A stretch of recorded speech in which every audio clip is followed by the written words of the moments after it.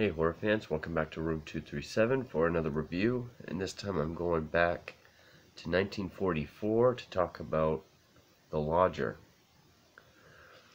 which I have it on here because I watched it on YouTube.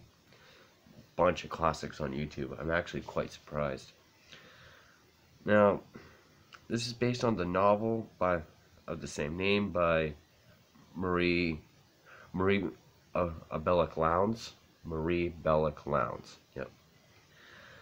And it's a movie about Jack the Ripper.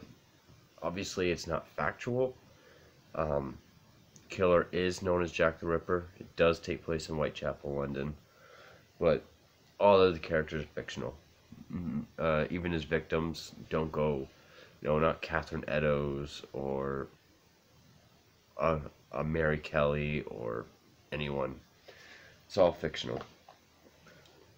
And it's a what if, like if he were caught, and he's actually the main character. So I guess it's one of the earlier character studies. I actually just watched it for the first time just now. It's a movie I've known about for a long time because, sort of like M, there are clips on this documentary. M was talked about and referenced and showed clips in the Albert Fish episode. This one is obviously the Jack the Ripper episode. Why there's a Jack the Ripper episode in Documentary of America's Serial Killers, I have no fucking idea. So that's how I knew about The Lodger. And it's not to be confused with the 1927 Alfred Hitchcock film, or I think he even did because that's a silent film, I think he did a talkie remake later on. But it was directed by John Brahm, and it stars Merle Oberon, George Sanders, and Laird Cregar. Laird Cregar plays Mr. Slade, who is Jack the Ripper. I would kind of liken this film to M because, it is an old film, sort of in like still in the monster age, where it's about a serial killer. Although M was a fictional movie about a child murderer, this one's about Jack the Ripper. Again, with no historical facts. Other than the fact, his name, where it takes place. And it's sort of one of the first character studies, because unlike M, who we don't get to see till like the last act, Mr. Slade is the main character. And I think it's actually a pretty damn good movie. I really enjoyed it. It feels more like a thriller at times. It is a horror film. Basically, Mr. Slade, kind of a drifter, a loner. He ends up in Whitechapel. He picks up a room in this house, and he drops red flags throughout the entire film. Talks about how he likes to go out late at night on his own thing. He prefers to use the back door, and everyone's kind of oblivious to it. But there's another tenant in the house, a beautiful young woman named Kitty, who is played by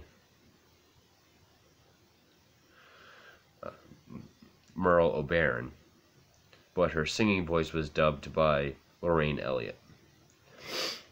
They sort of become love interests, and I think she's sort of, at some points it makes it seem like she's his trigger, but then at the end of the film, kind of like Psycho, we kind of get an explanation for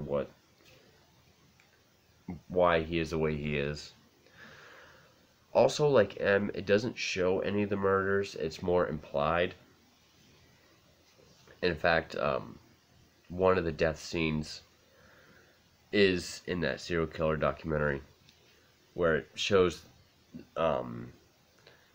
this one woman, the POV of the camera coming towards her, she like can't scream. But I do like that shot. Then it's pretty much Slade being Slade. The house he lives in slowly starting to suspect him, and Scotland Yard trying to solve it. Again, similar to M. And I guess it's built more on the suspense. Like, it's not a serial killer movie like Silence of the Lambs or Seven, obviously. I think it's more just about how close these people in the house are to this headlining killer. Like, there's a part after he kills one woman where Kitty hears him down in the kitchen, and he's burning his clothes. He says it is because, he was in a lab, it got contaminated with something, he had to burn it, not to spread contamination. But when she tells the owners of the house, they suspect, they start putting the pieces together. And you do get like long scenes of, people being people, going to see Kitty sing. Slade is he's a very eloquent, darkly poetic kind of person, like kind of person that would normally turn you off by the way he talks. Not anything graphic or horrific, but when he first meets Kitty, or even the owner of the house, he talks about how how deep water looks in the moonlight. It's dark, it's empty, and it's soothing, and it allows a man to think. And when he's done killing, he goes out in his little boat and he washes his hands, and he just kind of chills out, kind of relaxes.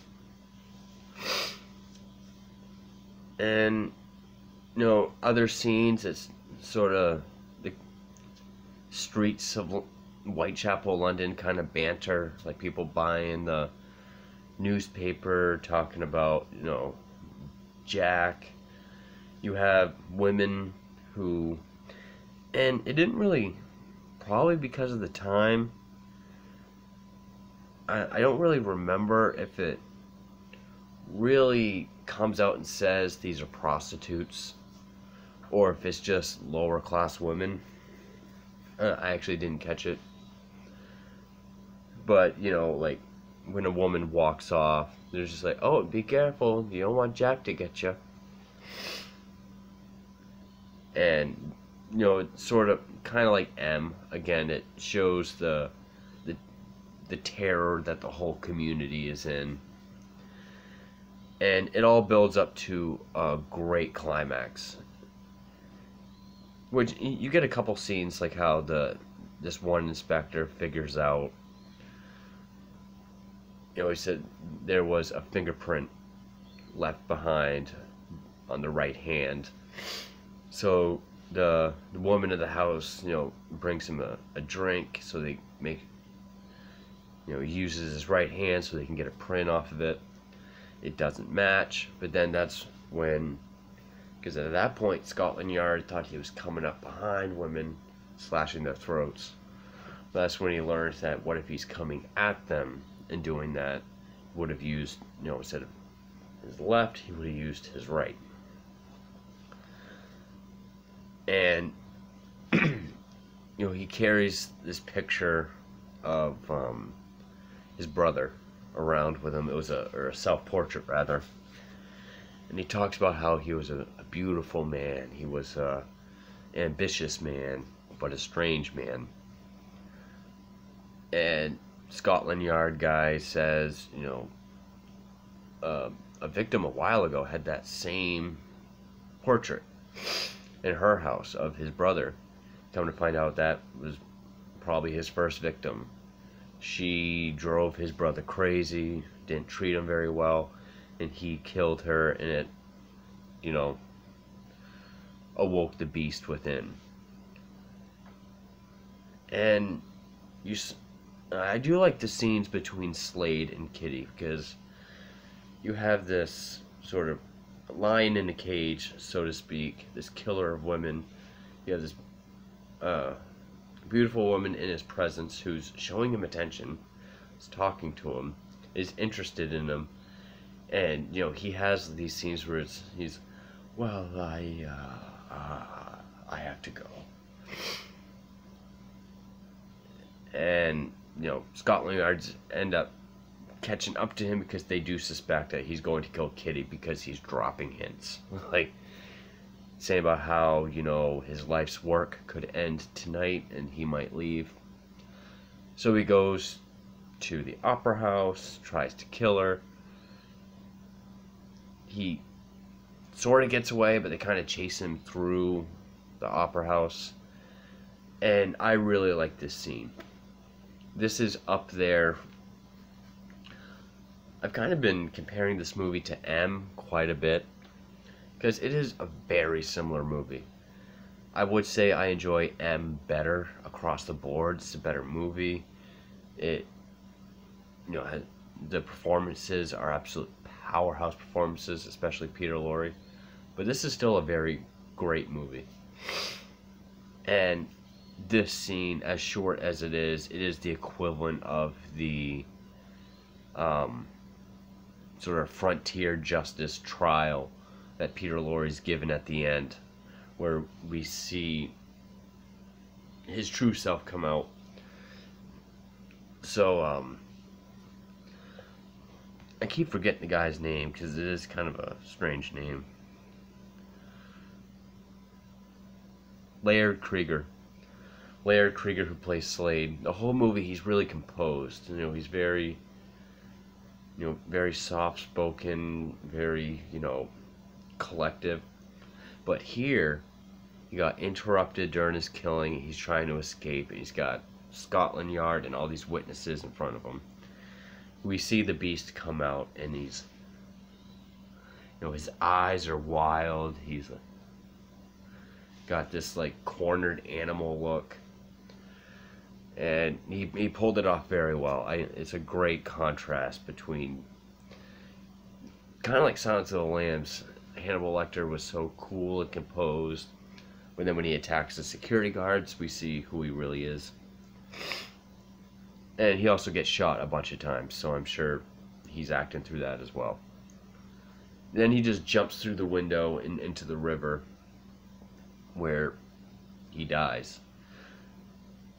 And, it kind of ends with people saying that he always talked about how calm dark water was. And the owner of the house saying, well, if he was the Ripper, then I'm glad it was him. And then we just sort of see like a body float by, then sink, the end. And it is one of those movies that it really does build up to that moment, but the performances are strong enough to keep you interested. If you're into true crime, it's, even though this is not a it's not a biopic. His victims do not have the same names. The people involved are not, they're all fictional characters. It's more akin to this film, Evelenko with Malcolm McDowell, based on the Soviet serial killer of Andrei Chikatilo. This guy's name is not Chikatilo, it's Evelenko, but he does kill women and children. The same kind of character, kills them the same way, same amount of victims, but he is put in a cage during his trial. He is whacked out of his mind, but it's all fictional. It's more so inspired by the story of this movie's just more of a hypothetical. We have the killer named Jack the Ripper. It is in Whitechapel. It is the appropriate period.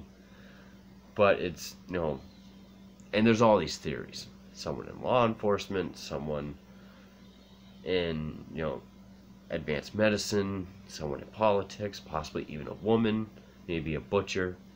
Tons of theories. This is just, I guess, a hypothetical, or maybe not even a hypothetical, just more of just, what if he got caught? Like, what if this random guy, that this fictional story happened to be Jack the Ripper? So if you're going to go into it as in a form of studying, you're not going to get anything. But as a classic horror film inspired by true events, such as, true crime murder, it is a well-made film. The performances are great. It's decently paced, and you get enough of the character being the character throughout to keep you hooked and pull you along. It's definitely not one I hear people talk about, especially the 40s. It was still the age of the monsters, even though the monsters were kind of dying out. But I did enjoy The Lodger, and I would recommend it. If you liked M, you'll like The Lodger. But anyway, 1944's The Lodger. Thank you for watching.